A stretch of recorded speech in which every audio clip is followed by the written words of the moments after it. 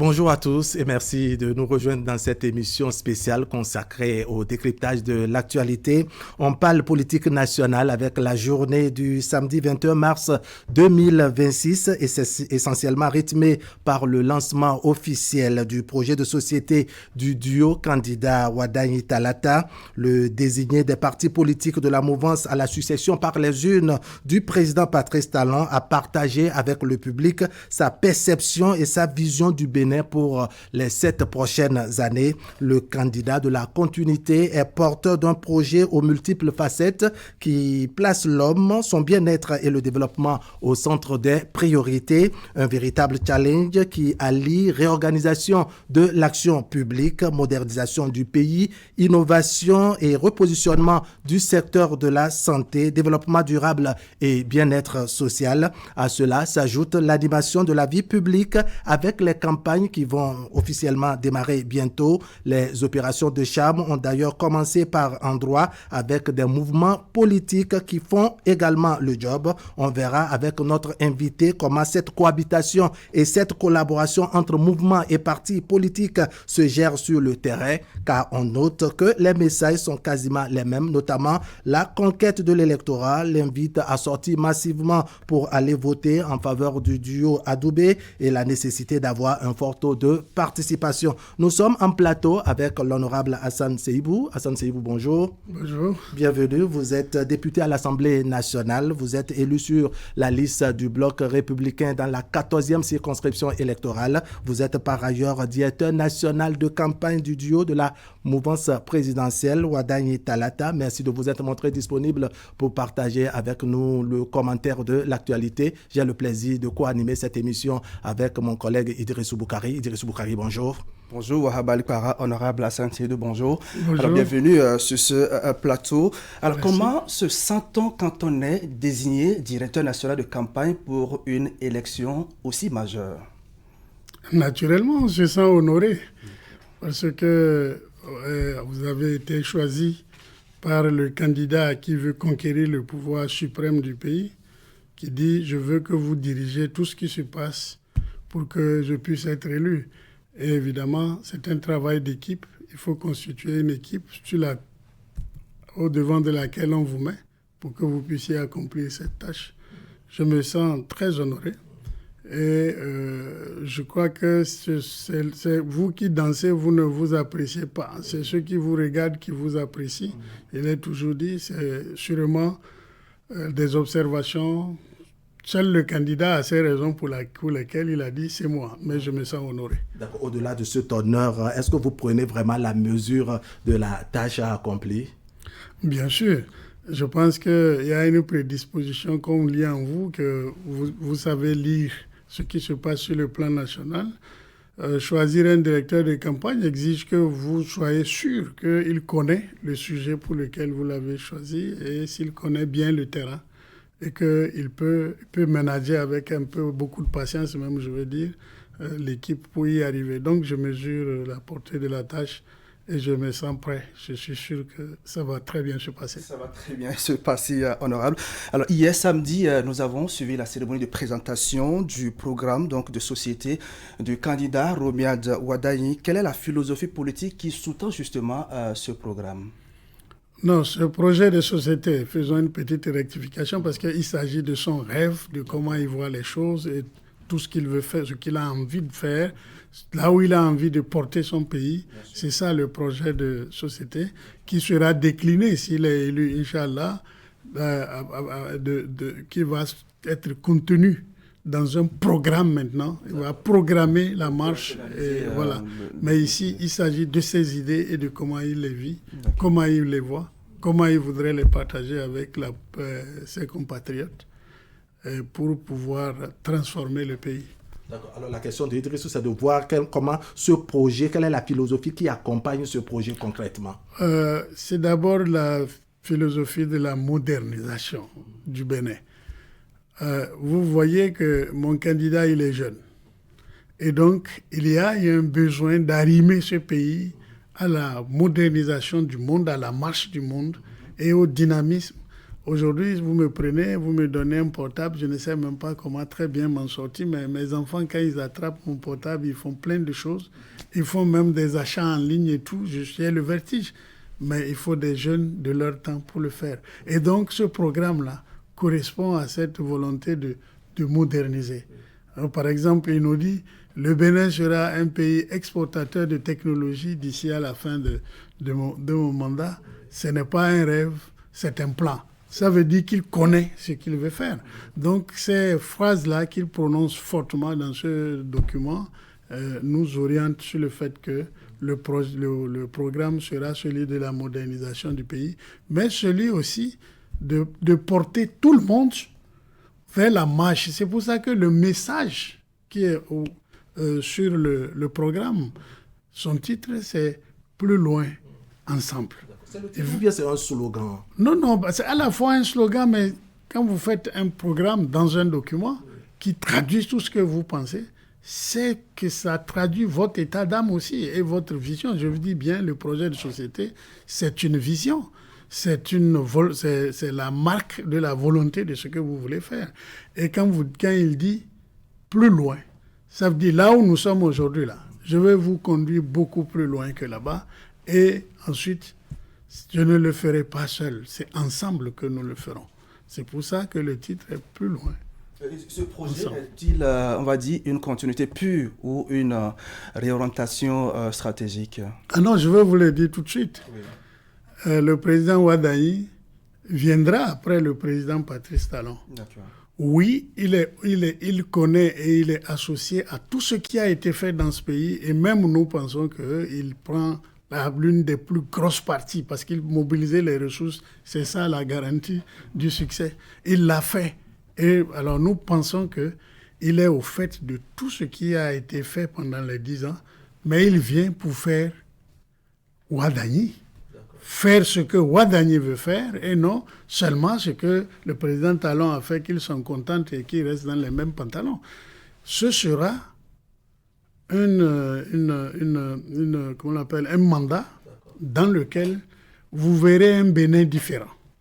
Mais avec la rampe de lancement qui est posée sur les 10 ans. C'est totalement différent de ce qu'on a déjà vécu là, oui, ces 10 dernières années. Il y a des domaines dans lesquels ce qui est fait avec lui va continuer. D'accord. Mais la différence qu'il veut apporter, c'est ça le nouveau.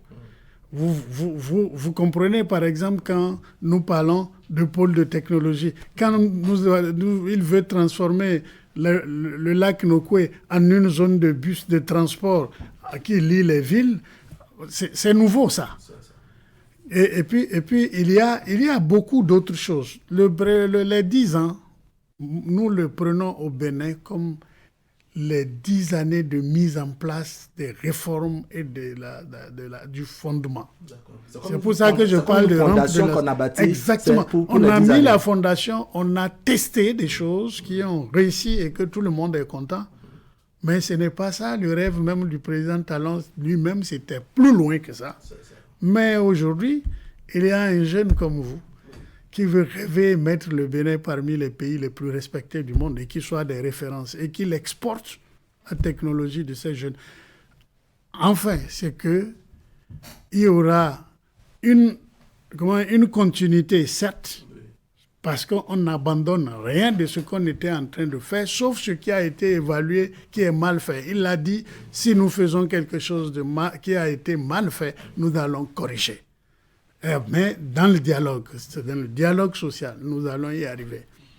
Mais ce que nous aurons dans ce projet de société, c'est dans tous les secteurs de la vie, quelque chose de plus loin, des choses de nouveau parfois, pour arriver à ce rêve du Bénin de notre rêve. D'accord. Alors, on est curieux de savoir comment on en est arrivé à tracer ce schéma, au-delà des 10 années qu'on a vécues avec le gouvernement dans lequel Ouaddaï a travaillé, que vous estimez qu'il a l'étoffe nécessaire. Comment on en est arrivé à tracer le schéma actuel qui nous projette sur les 7 prochaines années? Quand vous prenez le document du projet de société, vous verrez qu'on a fait dans une première partie, sur chaque pan de développement de notre pays, vous verrez ce qui a été fait pendant les 10 ans, ce qui est en cours et ce qui est projeté. Oui. Et vous allez voir que ce qui est projeté est vraiment plus loin parfois que ce qui existe déjà. Et c'est ça qui est le défi. C'est comme ça qu'on a élaboré pour y arriver. Mais, je dis encore, le projet de société est le rêve, l'élaboration, la conception de M. Romuald Wadagni. C'est son vœu. Ça n'engage pas Ali Para pour le moment. Nous irons convaincre Ali Para de croire en ça. Et nous allons faire convaincre tout le Bénin, tout le pays, de croire en ce qu'il a dit. Parce qu'il faut lui faire confiance. On lui a fait confiance très jeune. Maintenant, il a acquis 10 années d'expérience davantage. Nous sommes certains que nous allons convaincre tout le monde. Dans le débat, je vais vous le démontrer. D'accord. Qu'est-ce qui, dans ce projet honorable, peut véritablement changer le quotidien des citoyens béninois? Le quotidien du citoyen béninois, il le dit lui-même dans ses exposés. On ne peut pas parler de développement sans que chacun le sente dans sa poche, comme on dit, dans sa famille. Mais ce changement ne se fait que pas grâce aux actions qu'on porte. Parce que ce sont les retombées des actions qui enrichissent les gens, qui améliorent leur quotidien. Alors, les différentes activités, les différents compartiments de ce projet de société doivent toucher tous les citoyens. Comme il le dit, où qu'ils soient, le Béninois doit sentir et avoir une opportunité à portée de main. Parce que tant qu'ils ne travaillent pas, mais ça, on n'en parle pas. Mais ceux qui veulent vraiment faire un peu d'effort vont se sentir à l'aise si ce projet-là est exécuté. C'est un objectif. Alors, vous verrez des innovations dont je vous parle. L'exemple du lac de Nokoué que je vous prenais tout à l'heure. Mais vous voyez le nombre d'emplois, vous voyez la transformation que ça va faire dans la zone. Vous n'avez même plus besoin de prendre votre véhicule pour aller à Pont-Nouveau. Vous prenez le bateau-bus. Et il n'y a pas d'embouteillage, c'est plus sûr, vous avez même le temps d'humer l'air, de choses là avant d'y arriver. Mais surtout, ce sera pour les échanges. Le transport fluvial va se développer. C'est quelque chose que les Béninois ne connaissent pas tellement maintenant. Mais grâce à ça, on va y arriver. Mais moi, dans ce projet de société, ce qui attire l'attention, c'est le fait désormais d'initier ce qu'on appelle des pôles de développement. Il détermine des pôles, 6 pôles, qui sont constitués des anciens départements, donc Atakura, Donga, Borgou, Alibori, Ouémé, Plateau, Joukoline, Mono Koufo, Atlantique littoral.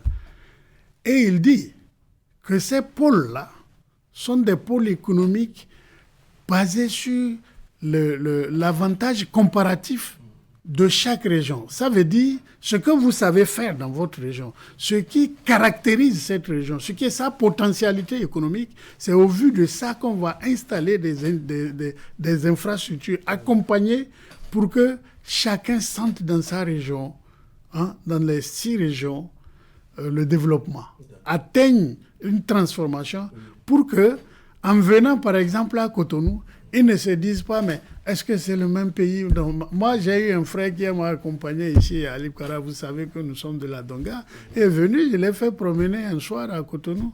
Et il tourne, il dit, hey, Hassan, nous là, nous on a accompagné les autres sur la terre. J'ai senti quelque chose. Mais hier, quand j'ai entendu ce discours, j'ai dit, voici la réponse. Si nous avons un pôle où nous avons le défi de mettre des industries en place, ça veut dire qu'il y a une mise en place d'abord des infrastructures et des travaux qui permettent d'installer des usines, dont l'électricité par exemple, qui doit être assez puissant, dont les pistes. Donc tout est lié. C'est pour ça que dans ce programme, vous allez voir des infrastructures routières qui veulent faire des transversales pour pouvoir pénétrer toutes les régions. Tout ce qui est potentiel doit être transporté. Les usines qu'on installe, ce n'est pas de coup de vent, c'est pour exister longtemps, comme les usines d'égrenage. Mais si vous n'avez pas de voie pour charrier les matières premières vers ces usines, donc c'est un tout. Et c'est pour ça qu'il dit que ça va devenir un pôle. Et ces pôles-là, je vais vous dire ce que je sens là-dessus. Qu'est-ce que vous sentez concrètement? C'est que ça va répondre à une question qui vous taraude tous et qui est en réalité ce qui crée certains problèmes. L'unité nationale, c'est ça qui doit être recherché là. On appelle ça dans un autre jargon la régionalisation du développement. L'avantage de la régionalisation du développement, c'est que ça finit avec le régionalisme lui-même parce que ça vient des ressentiments. Vous avez vu ici, on a créé les industries agro-Djibé. Certains sont montés au nord. Hein, vous ne pouvez pas me dire que vous n'êtes pas au courant. Il y a des politiques qui vont dire, vous voyez, nous faisons soja, nous faisons coton, mais ils sont allés mettre les industries là-bas. Mais est-ce que ce n'est pas de bonne guerre? Est-ce que c'est seulement méchant? Non. Une forme de jalousie pour souhaiter que dans d'autres régions on ait ces genres d'infrastructures. C'est de bonne guerre. Le travail que le président Patrice Talon a fait, c'est d'ouvrir notre pays au monde, d'amener de mettre une politique qui permet aux investisseurs de venir dans notre pays.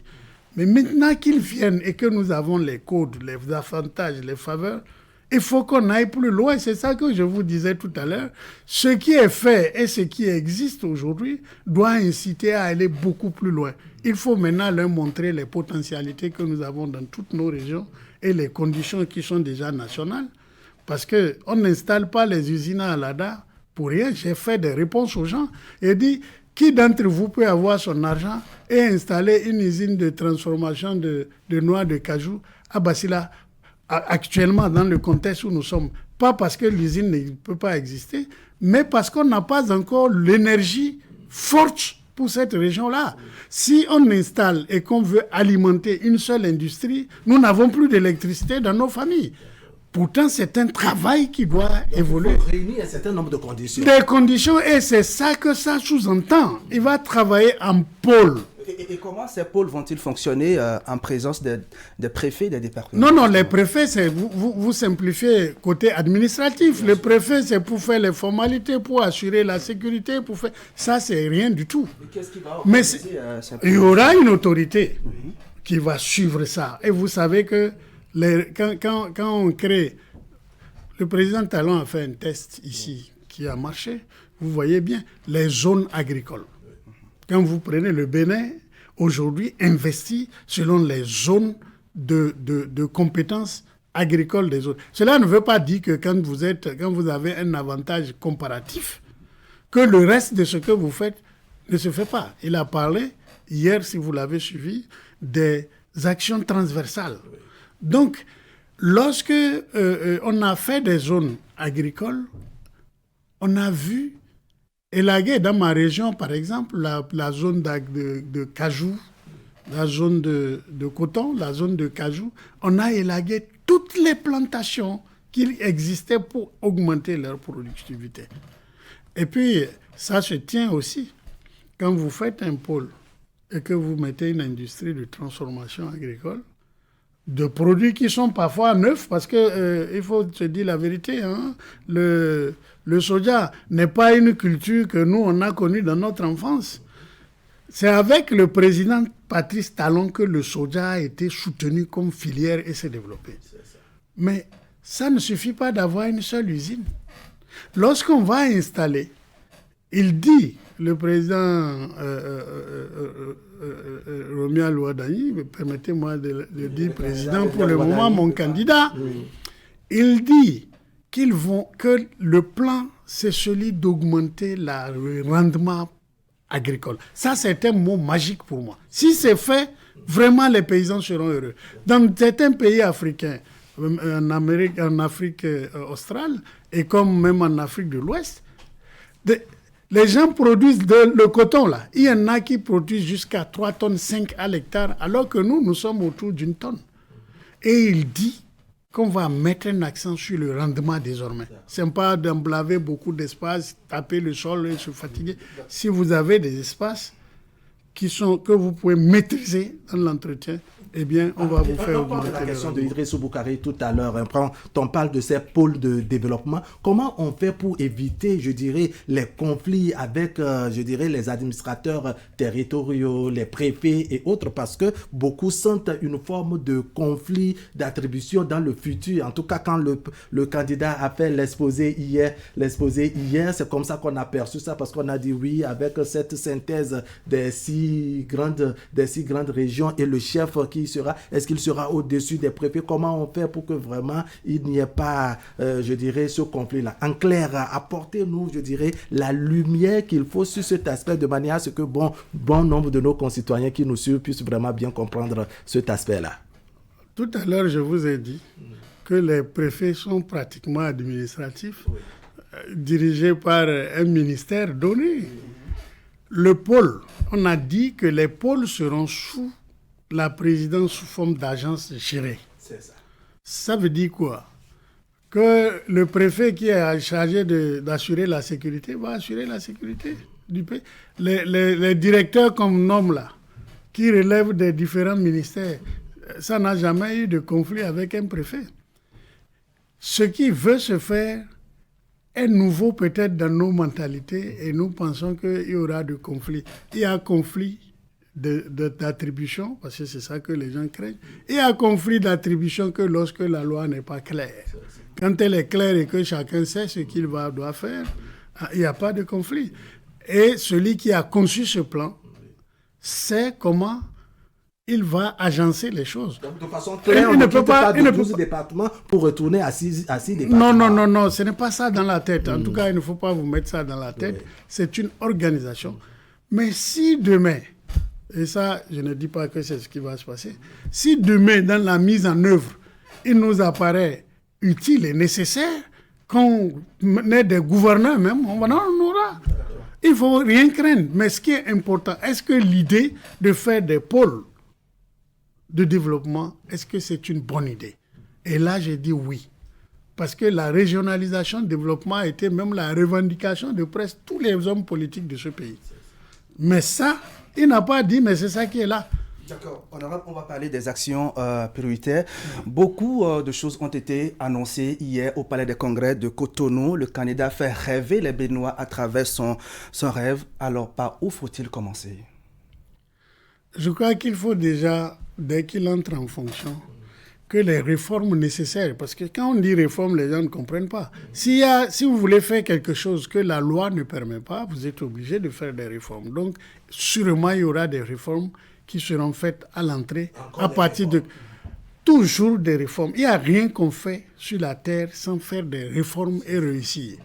Parce que les réformes, c'est des habitudes qu'on veut changer. Et vous savez bien que les habitudes résistent toujours à l'innovation.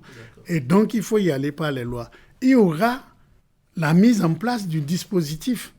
Mais il ne faut pas, et vous vous en doutez, il y a l'existant, qu'il n'y a pas de rupture entre l'existant et ce qui va arriver.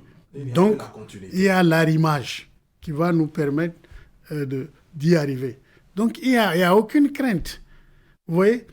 Et puis, en plus de ces questions de régionalisation, des pôles de développement, il a dit quelque chose hier qui me fait aller vers ma certitude qu'on va finir avec les ressentiments d'origine et de frustration. Il dit, nous avons fait dans ce pays le chic, c'est-à-dire l'hôpital international de Cotonou, là, qui est à Calavi. Et il dit, nous allons faire le chip. Ça veut dire, nous allons mettre cela à Parakou aussi.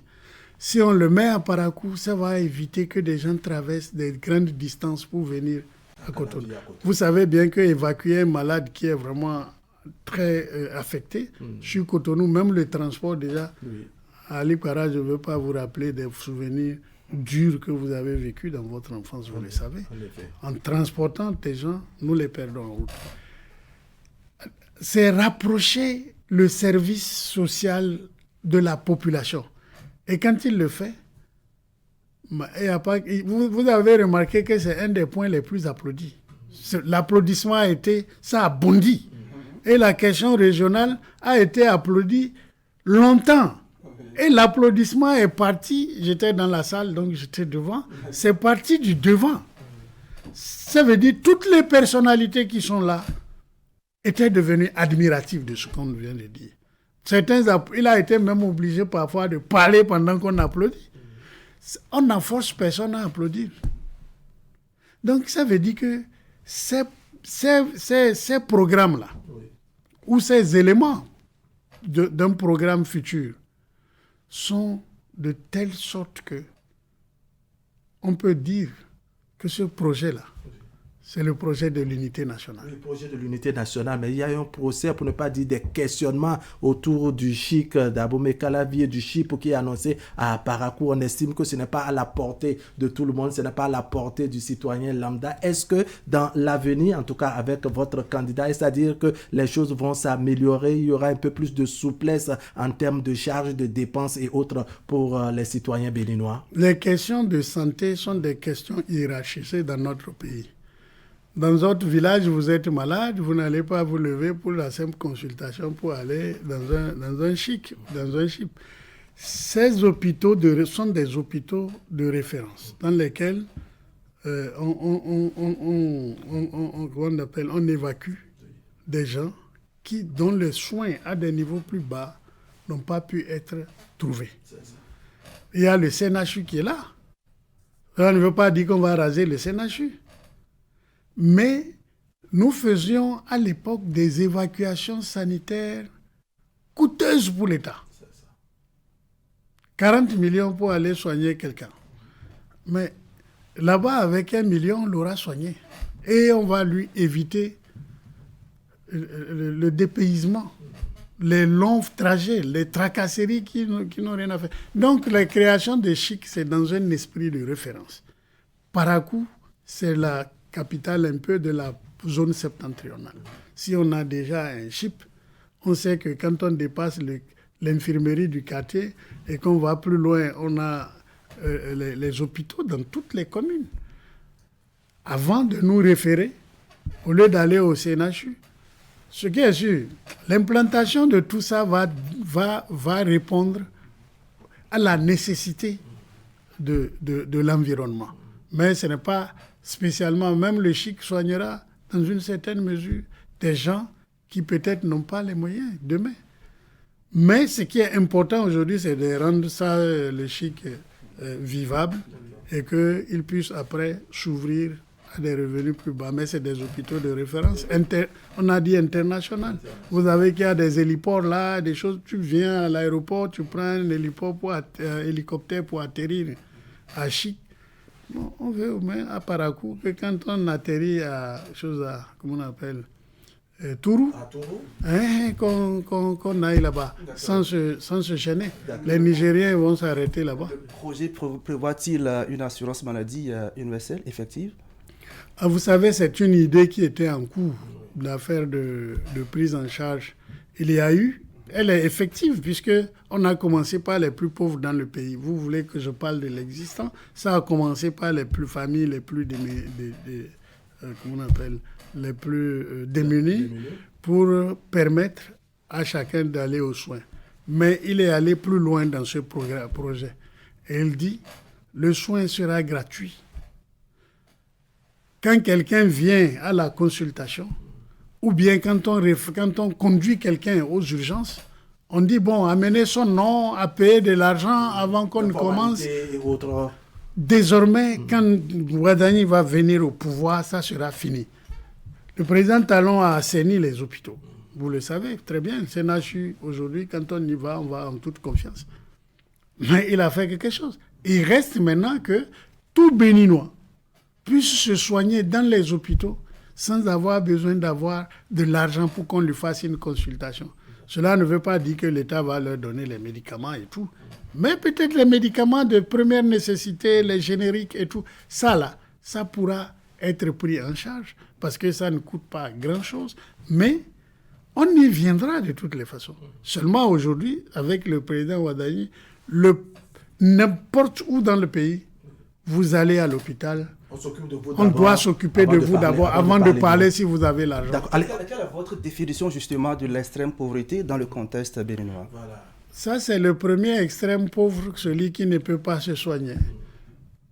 Et je crois que ceux qui en parlent parfois même oublient, ils ne savent pas ce que c'est.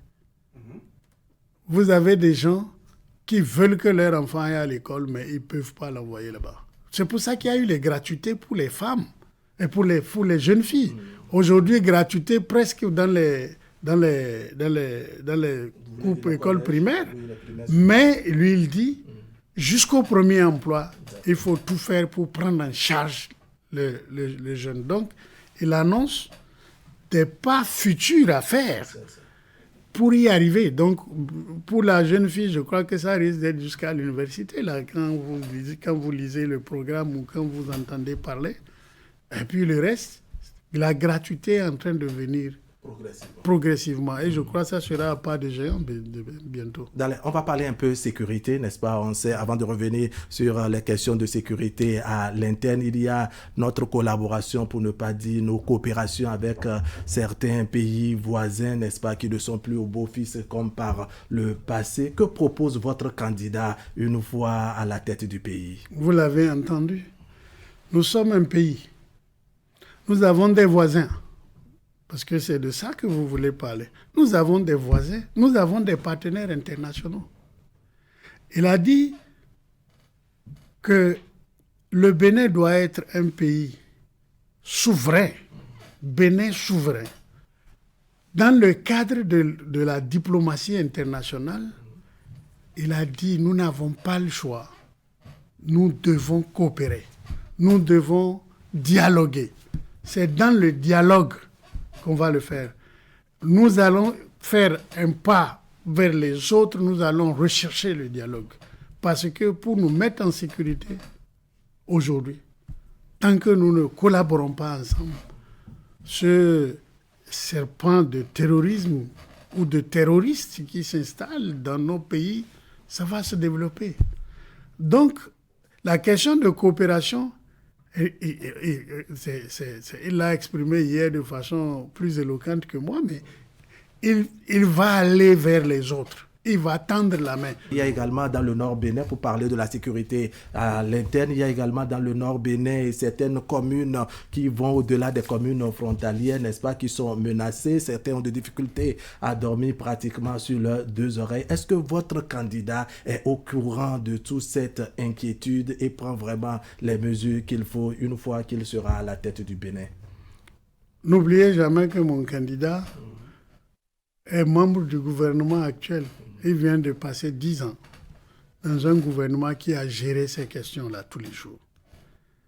Il est au fait de ce qui se passe et de ce que ces populations ont besoin de voir dans ce domaine-là. La question de sécurité des populations est le pilier fondamental de ce qui fait l'existence même de notre État. Donc, vous avez vu dans le document, pour ceux qui l'ont lu, que le renforcement de la sécurité des forces de défense et de sécurité, et il l'a dit hier encore, avec des équipements modernes, que ce sera un credo pour lui. Parce que si nous n'avons pas une armée assez équipée, nous ne pourrons pas nous défendre. Les djihadistes, on ne sait pas où ils trouvent leurs armes, mais nous devons avoir une avance sur eux. Et je sais que c'est dans sa tête, c'est dans ses actions, c'est dans ses dires que vous avez entendu hier. Ouais. Et concrètement, que prévoit votre candidat pour changer les choses?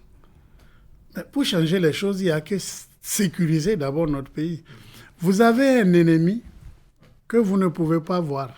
Un ennemi donc invisible. Invisible. Et inconnu. Qui peut être dans votre propre famille et opérer demain avec un groupe ailleurs.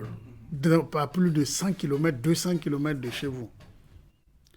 Donc des gens qui travaillent sous la forme des organisations secrètes, mais qui occupent une zone qui est forestière, qui n'était pas une zone d'habitation. Et quand ils s'engouffrent dans ces zones-là, ils sont en même temps sur d'autres territoires, où quand vous intervenez, c'est des actes de déclaration de guerre que vous posez. Notre pays ne veut pas aller en guerre avec quelqu'un.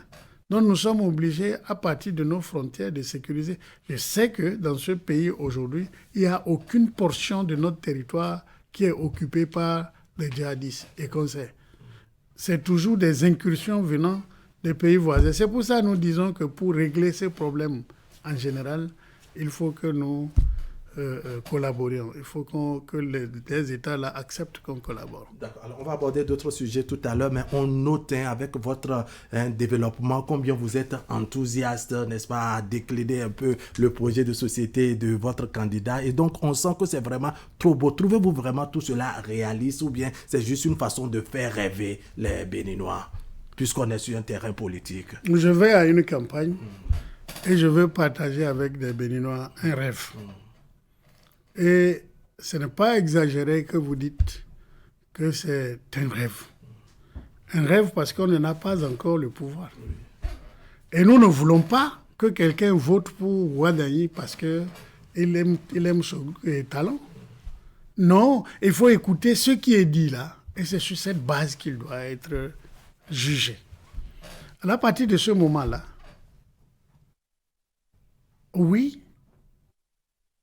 je veux partager ce rêve. Je le partage, je suis sincère, parce que homme politique dans ce pays, j'ai au moins, vous pouvez m'accepter de dire, j'ai au moins près de 30 ans d'expérience dans les arcanes de pouvoir de ce pays. Nous avons rêvé des choses, tous. Nous avons pensé à des choses, mais nous n'avions peut-être pas pu atteindre le moment où il faut le faire parce que nous n'avons pas réuni un certain nombre de facteurs. Aujourd'hui, les facteurs sont presque réunis. Et vous allez voir, je vous ai dit hier dans la salle de lancement, regardez le parterre des personnalités qui étaient là. C'est des gens qui ont gouverné ce pays, c'est des gens qui ont dirigé ce pays au niveau des institutions, c'est des personnalités, on dirait sélectionnées, qui sont là, mais qui ont applaudi. Et qui ont dit oui, ça, oui, ça. Donc, ce n'est pas un jeu des politiques, c'est une façon d'appâter les populations. Non, puisque bon, il y a l'élection qui est... Est-ce que ça veut dire que pour vous, le politique, c'est quelqu'un qui joue à appâter et à lâcher les gens? Non. C'était des rêves, ce sont des rêves. Pour moi, je vous rapporte un peu, je dirais, ce que pense l'opinion de façon globale et ce qu'on lit également sur les réseaux sociaux que je suis sûr, vous entendez, que vous lisez également. Mais vous voyez, nous avons même écrit sur certains de nos pancartes, vous les verrez bientôt, que c'est le Bénin, c'est pour bâtir le Bénin de nos rêves. Si nous ne l'écrivions pas, si nous ne savions pas l'écrire et le consigner, nous ne sommes pas conséquents. Ce qui se Donc dit, c'est réalisable, c'est faisable. Mais je vous ai dit, il a dit le Bénin deviendra un pays d'exportation de technologie. Que ce n'est pas un rêve, c'est un plan. Ça veut dire que ce qu'il y a dans ce programme est quelque chose de bien réfléchi, de bien préparé. Et ce qui est dit dedans sera fait. Ce qui est dit dedans sera fait. Il y a des choses qui n'ont pas besoin de... Vous voyez quelqu'un qui va dans l'administration, à l'étranger comme à l'intérieur ici, il veut faire une formalité, on lui demande tout le temps ton acte de naissance, ton casier judiciaire. Tu as rempli beaucoup de choses qu'on a consignées même à l'ANIP, mais on te demande de produire ça. Alors que c'est l'administration qui doit te le donner. Il dit ça là. Il faut dépasser. Il faut en finir. Depuis ta chambre, tu questionnes. Oui, c'est vrai qu'on a évolué quand même, parce qu'avec l'ANIP, on arrive à avoir des papiers. Même les casiers judiciaires, on ne fait plus de rang. Mais même si le casier judiciaire est un acte juridique qui est valable pour 3 mois, je crois qu'on trouvera les moyens que ça ne soit pas bloquant pour quelqu'un. Ça, c'est des innovations.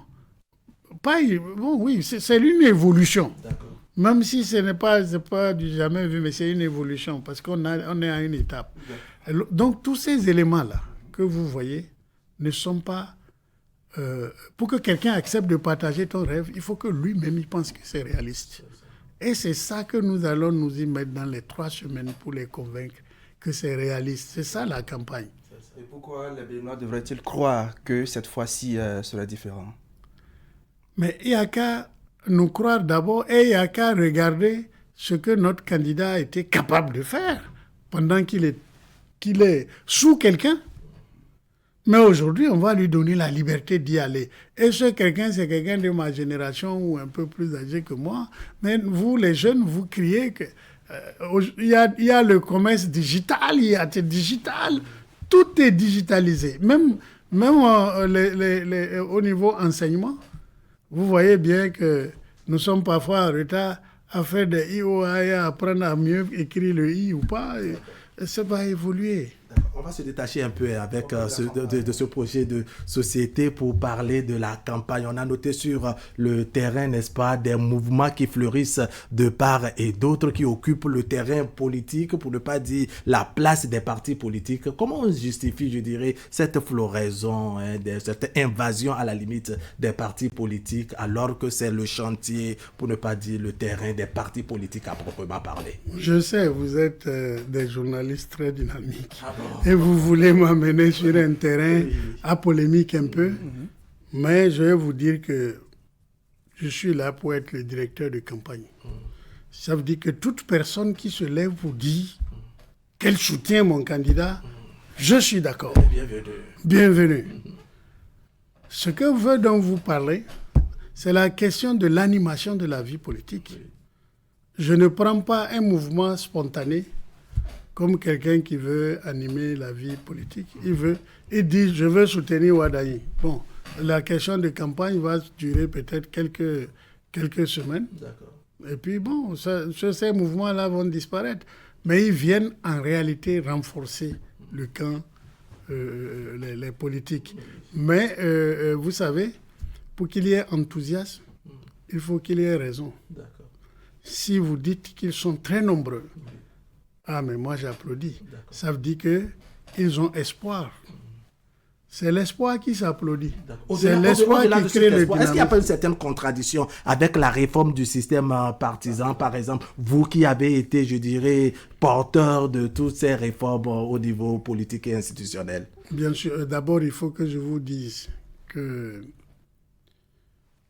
les réformes de système partisan, c'est pour organiser la vie politique. D'accord. Et c'est des lois que nous essayons de mettre en œuvre. Nous ne pouvons pas souvent avoir systématiquement tout de suite la transformation. Mais nous savons qu'elle est en route. D'accord. Et que ça va se discipliner. C'est ça qui fait que les mouvements politiques ont la peau dure? Non, la peau dure, non. Ils ont les mouvements politiques, vous savez, même au niveau politique, il y avait trop de bouleversements, désordre. Mais nous nous organisons pour que la politique soit animée de façon rationnelle. Oui.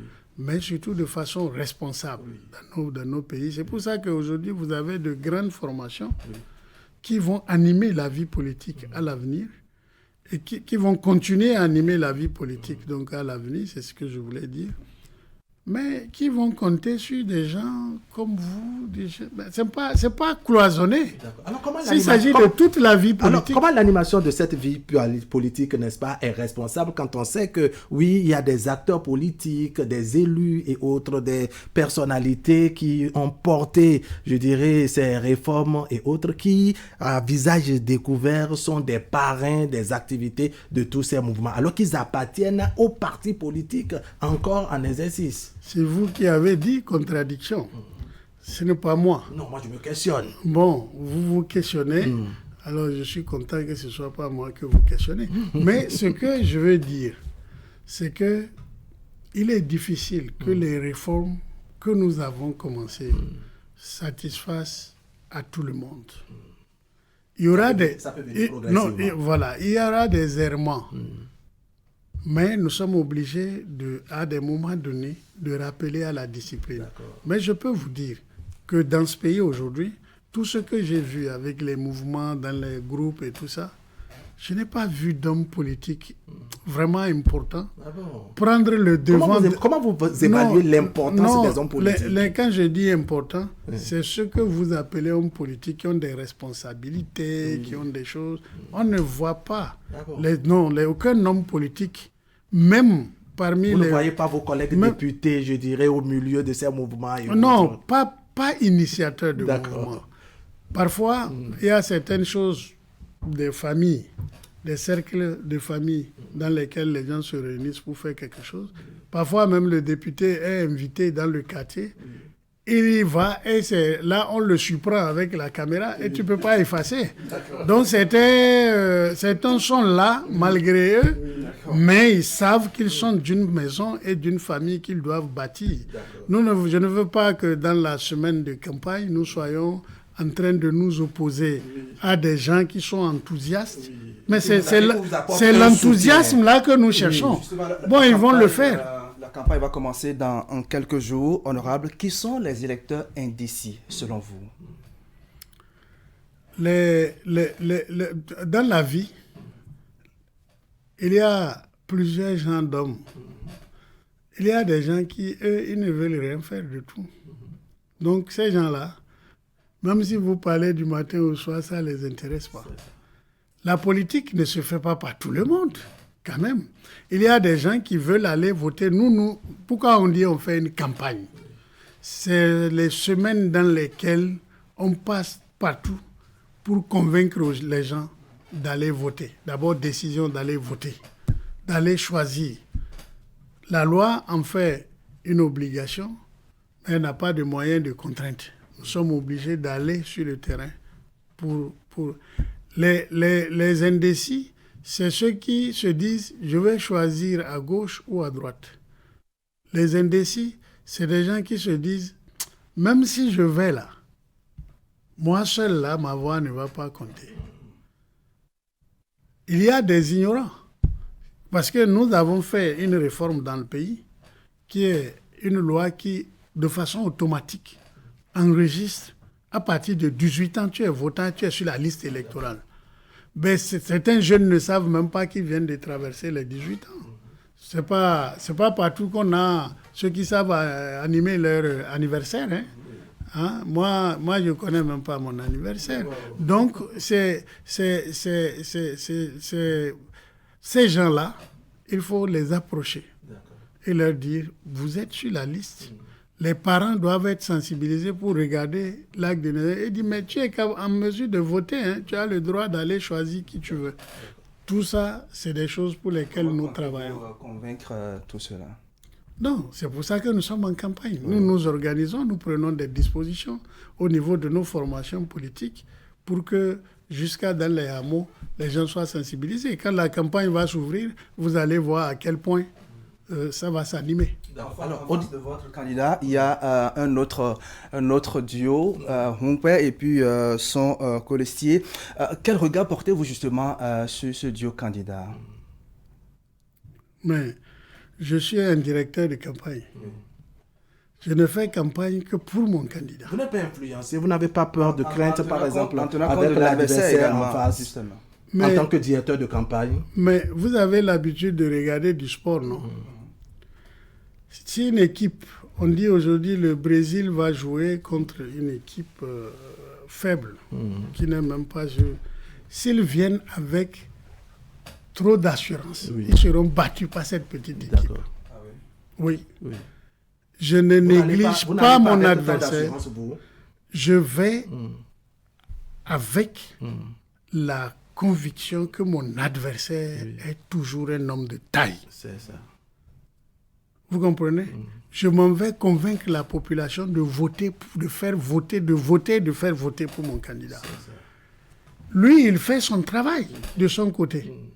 Mais qu'est-ce qui vous dit que si nous allons sur le terrain, ce n'est pas lui que les gens vont voter, laisser mon candidat? Cela vous inquiète, c'est ça? Ça vous donne un peu de l'insomnie d'avoir un adversaire qu'on peut à tout moment choisir et faire basculer les choses? Bien sûr. Pourquoi? Mais sinon, pourquoi je suis en campagne? Pourquoi je suis en campagne?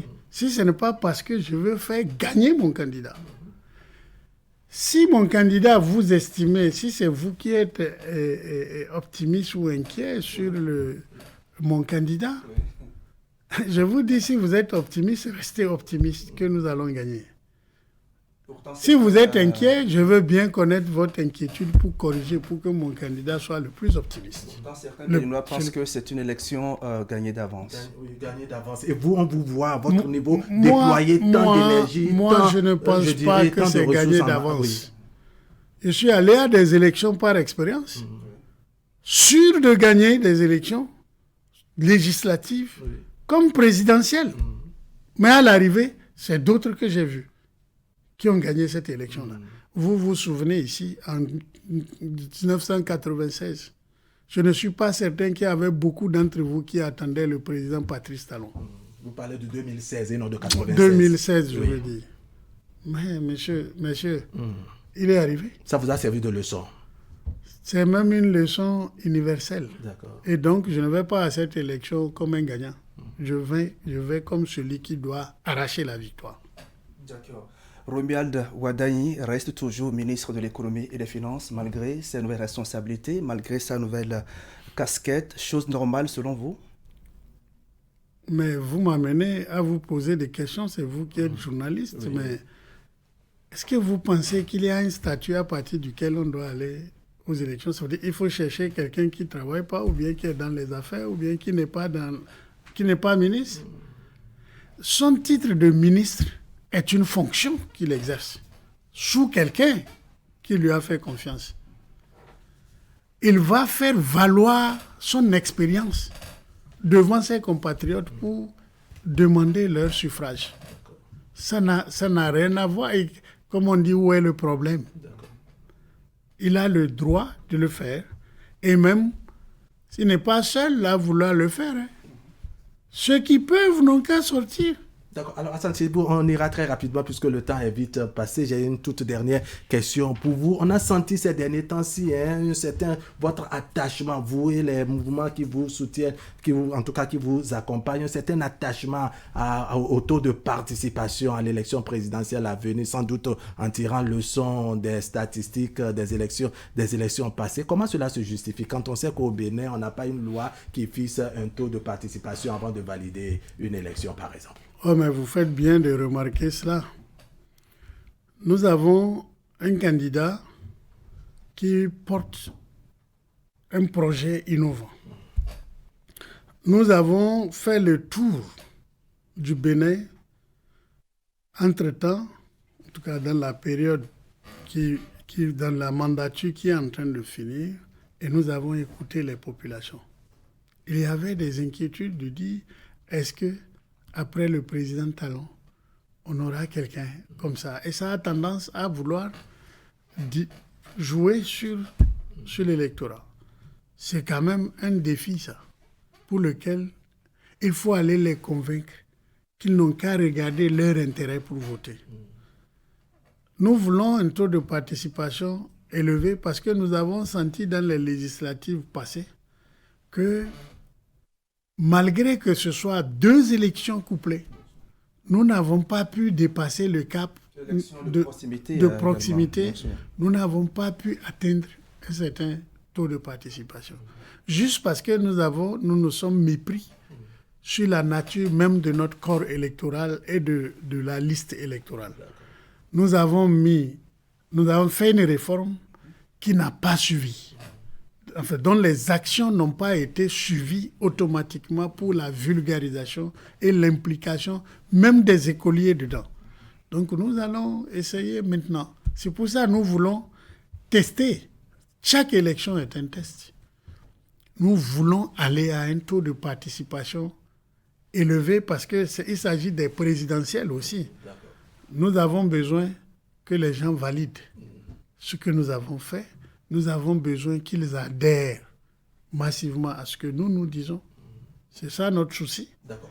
Et si demain, on gagnait à un taux de participation... Une faible participation remet-elle en cause, on va dire, la légitimité du futur président? Non. C'est une élection présidentielle qui est réglementée. Quel que soit le niveau de taux de participation, c'est sur la base des participants que cela sera... Voilà. Qu'on va délibérer.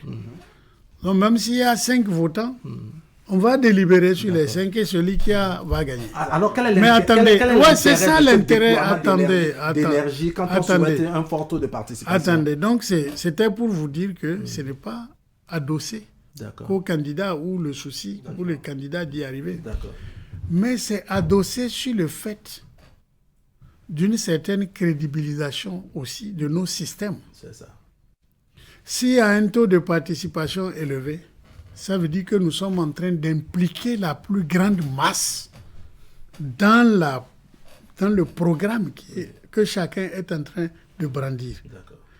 Nous, notre projet de société, je vous rappelle, son titre, c'est plus loin. Ensemble. Votre mot de conclusion. Donc nous voulons que ensemble, tout le monde vienne avec nous. D'accord, très rapidement, votre mot de conclusion, honorable Hassan Seydou. Nous allons encore une fois vers une épreuve nationale. Et à chaque fois que la nation nous appelle, nous chantons le drapeau, notre hymne national. Enfants du Bénin debout, accourez, vous aussi, les bâtisseurs de l'avenir. Nous disons tout ça. Je voudrais que les Béninois, dans cette période dans laquelle nous allons rentrer, cultivent notre hymne national. La paix. Que tout se passe dans la paix, dans la concorde, dans le respect des uns et des autres. Nous avons du respect pour notre adversaire. Nous voulons que tout le monde le respecte. Nous exigeons qu'il y ait du respect mutuel entre nous. La politique est un jeu d'intérêt, ça ne doit pas nous mettre dans des conflits. Honorable Hassan Seydou, merci beaucoup. Je rappelle que vous êtes député à l'Assemblée nationale, élu sur la liste du bloc républicain dans la 14e circonscription électorale. Vous êtes également le directeur national de campagne du duo candidat à la présidentielle, le duo de la mouvance Wadayi Talata. Merci de vous être montré disponible et d'avoir commenté l'actualité avec nous, d'avoir décliné également le projet de société de votre candidat, Idrissou Boukari. Merci beaucoup. Merci Mesdames, beaucoup, Messieurs, ce serait tout pour aujourd'hui. Merci de nous avoir suivis. On se retrouve très prochainement, toujours sur les antennes de Canal 3 Bénin. Allez, portez-vous bien.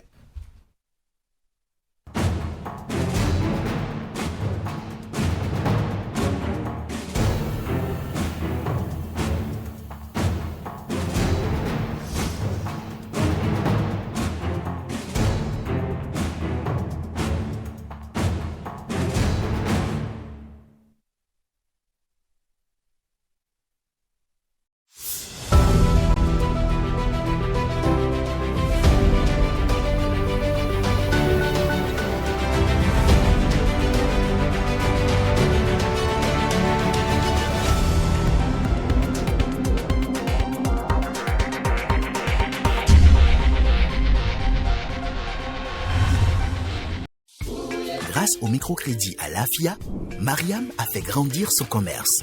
Avec le microcrédit à l'AFIA, Kofi a acheté cette nouvelle machine.